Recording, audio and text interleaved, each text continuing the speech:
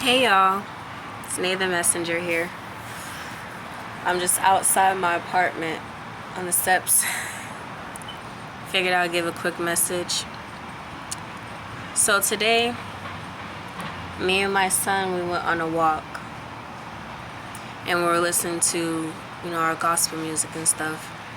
And it had me reflecting on my upbringing growing up. What are you exposing your kids to? Are you exposing your kids to the things of the world or the things of Christ? The devil wants nothing more than to get to the children.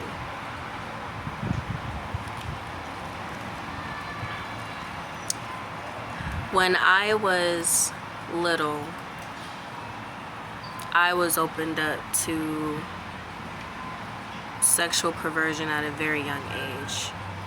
It started from being molested, and then it tied into the type of music and the type of movies I was allowed to watch. What parents don't realize is things in the everyday life, you're literally opening up your child to demonic activity and giving devil play in their lives at a very young age. So for me, as I grew up, perversion was embedded in me. And for a long time, I didn't know and understand why I would think certain things or do certain things. It was because that door was open to me at the age of 3 or 4. So whatever you expose your kids to, that's what they grow attached to. But what's so funny is that was the sin that I carried and I learned how to operate in. But also on the flip side, my mom always kept me in church.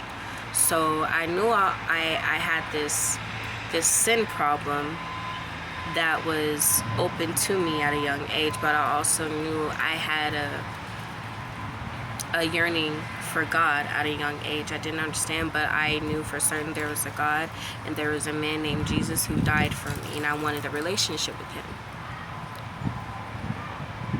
But I say that to encourage the parents out there, especially believers. Watch what you open your children up to. Just like how me and my son was taking a walk today and me playing my gospel music, that's all I play now. I hardly play secular music. If it is secular music, it's more positive. It's none of the over-sexualized and all about killing and stealing and all that trash that's out today. If I want to listen to rap, I'll play my gospel rap. If I want to listen to R&B, it's gospel R&B. It's just all gospel, because I'm aware of the seeds that are being planted, even in the music, even what you're watching. Your eyes and your ears are your gateway to your soul. So believe it or not, you're planting seeds in your soul by what you expose yourself to. So with my son, now when we're in the car and we're playing our gospel rap, he requests certain songs and it'd be gospel, because those are the seeds that I'm planting. I'm planting the things that are of God, music that talks about scripture, music that talks about Christ and living for Christ at a young age, so he will grow up and know and understand who God is, even through the music and even through everyday life. Not just by going to church, but God can be found in everything that you do. So I just wanted to, take the time to, talk about it, because this has been on my spirit for a very long time, and I asked the Lord, like, how do I go about sharing my testimony, because I've been ashamed for so long. But I know this, that the spirit of perversion is tied in my family thick. And some of you may be the key, the very key to breaking generational curses. You may feel alone, like you're the only one in this walk and no one understands you. But I'm here to tell you, you hold the key to setting your family and your loved ones free from whatever bondage that the devil has them in right now. And some of you grew up in church. You know of God, but you don't have a relationship. And those are different. Anybody can go to church, but it's something when you have a relationship with the Lord, and when you have a true relationship with Christ, you start to change, you start to transform. There's no way you can claim to have a relationship and you still stay the same. Some change has to take place. But for those who feel like this cross is too heavy to bear, I encourage you to look at Jesus. Just let that sink in. Yes, it's hard, I know. Yes, it's uncomfortable, I know. You may not even want to be the one to do it. But by your obedience is tied to someone else's breakthrough. Your obedience to the Lord is tied to your family break free from them chains. Your obedience is tied from them generational curses being broken.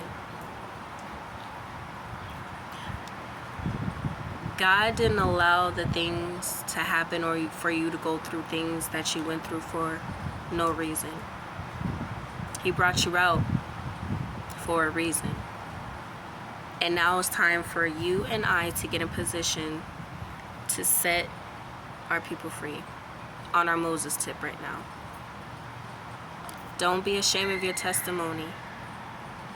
The devil wants to keep you discouraged and keeping your mouth shut so people won't know. So people that may have a similar story or going through the exact same thing will feel like they're alone and no one understands when we're here.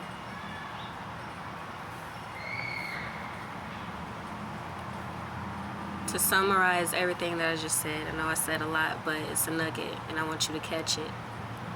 Be careful what you expose your children to, because you don't know if you're planting seeds of holiness or sin.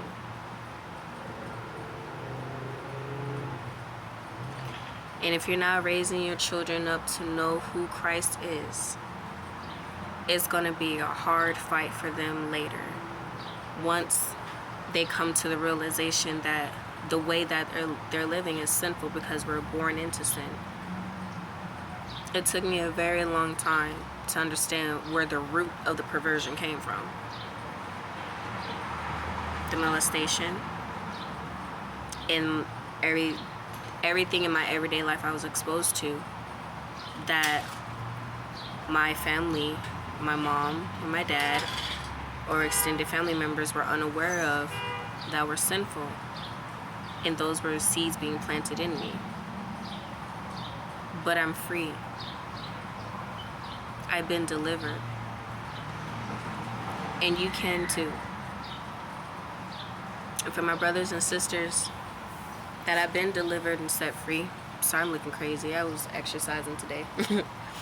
But for my brothers and sisters who have been delivered and set free from something, from a stronghold, okay? Demonic forces, demonic powers. Share your testimony. Don't give the devil the leeway of keeping you silent. Share that testimony. We're at war right now. And if the devil can keep the people of God silent, there ain't nothing else you need to do. But now's not the time. So I love you. God bless y'all. And seek after God while he may be found. Get in your word. Pray. The time is near. And people are looking for Jesus in the wrong places. And you need to be in a position to give it to them. I love y'all. God bless you.